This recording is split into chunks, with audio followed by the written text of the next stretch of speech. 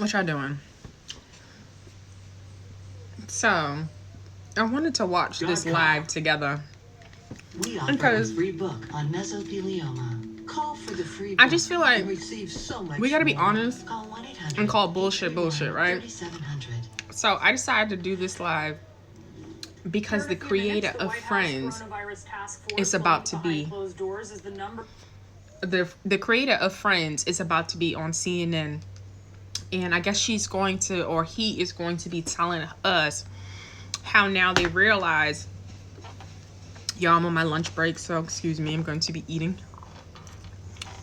But yeah, the creator of Friends now realizes how it was wrong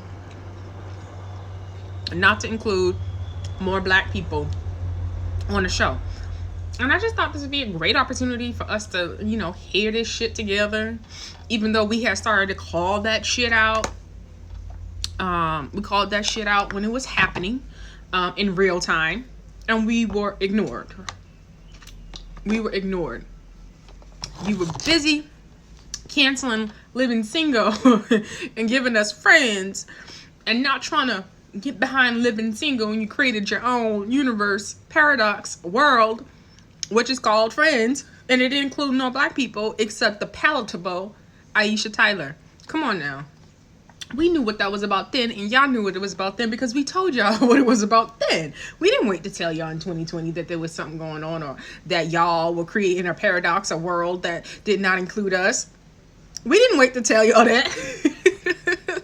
We have been telling y'all that. This world includes us. You cannot create shows and then try to act like we don't exist.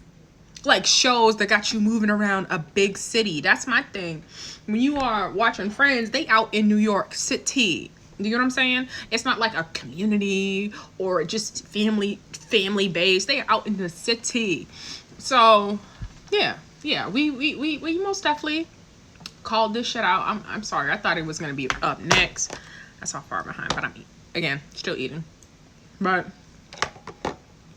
it's some bullshit. I can't wait to hear. Okay, here we go. Here we go. Okay. Another break. His first rally in months on Juneteenth. Here we go. The nation struggles with racial unrest. Plus, the actress who played the first main African-American character on Friends will join me live.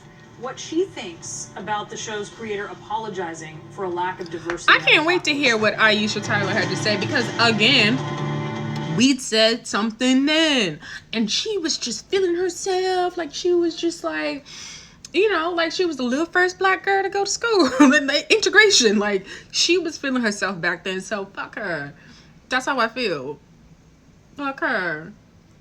She was like, you know, I understand. I don't think it's a, you know, she wasn't riding back then. So again, I haven't seen this, so maybe she will get on here and admit like, oh, you know, at the time I felt the same way. Maybe she'll say that, but we're gonna see if she gonna be pussy popping and changing it the fuck up. I think she gonna be pussy popping and changing it the fuck up.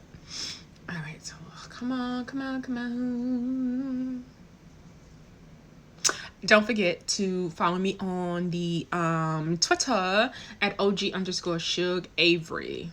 Including one from the creator. All right, so y'all listen to this bullshit. CNN does some good work. I don't care what nobody said. Fucks with America's reckoning with racism has prompted a number of apologies, including one from the creator of the popular sitcom Friends. Marta Kauffman is now apologizing for the lack of diversity on her long-running show. Speaking on a virtual panel interview, she said, quote, "Sorry, I just wish I knew then what I know now.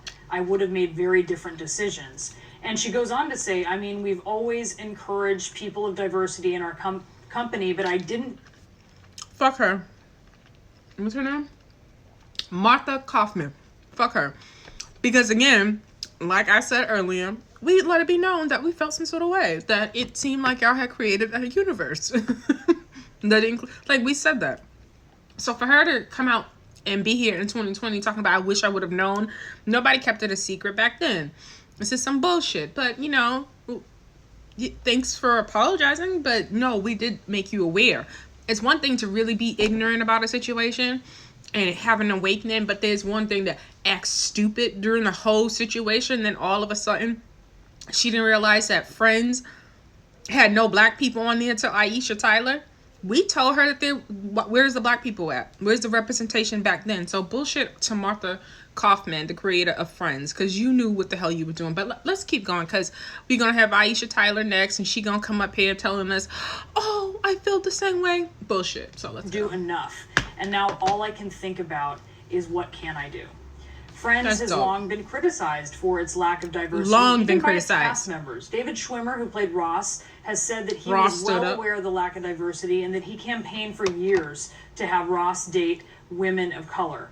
One of his girlfriends on the show was Aisha Tyler. She had a recurring role that you will probably remember as Dr. Charlie Wheeler, who was Joey's and then Ross's girlfriend. And Aisha is joining me now. She better say the right shit. Aisha, thank you so much for being here. She better say the right shit, y'all. It's a pleasure. Good to see you.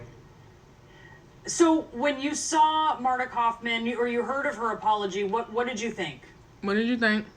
Well, look, this has been a conversation about Friends for, decades. I mean, since the show was on the air. And I think my appearance on the show was a part of a concerted effort to diversify very late in the show's life. Okay, she's keeping it real so far.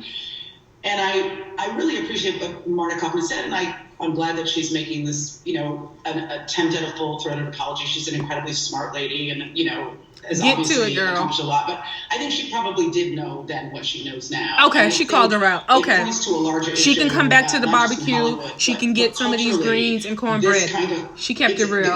That That woman knew. The creative Friends knew. Is that, well, I know this is going on, but it's not really my problem. Or, I'm just hiring people that I know, people that I relate to, people that I connect with no thought about the fact that most of those people are going to look and sound and have a similar experience to exactly. yours. So she kept it real. And even in Hollywood, where there's this narrative that shows that black leads don't work or interracial relationships are a little, too risque, it's not enough. We've been hearing it every day. It's not enough to not be a racist. You have to be actively anti-racist and making the kinds of choices that are not just representative, but compelling and interesting and tell new and different stories. And so, I really think that show was just a function of Marta's own personal experiences, and she was just telling the stories that she knew, and they just, happen to be about white people.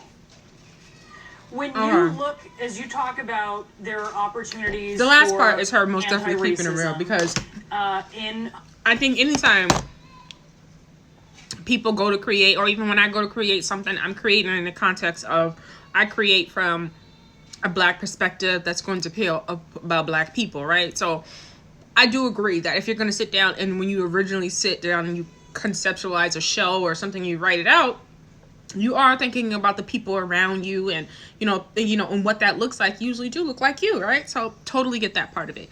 But where it grows to be a cultural phenomenon, right? And you have a chance to be like, hey, me, myself, in life, I've had some color been introduced into my life. Let me include that.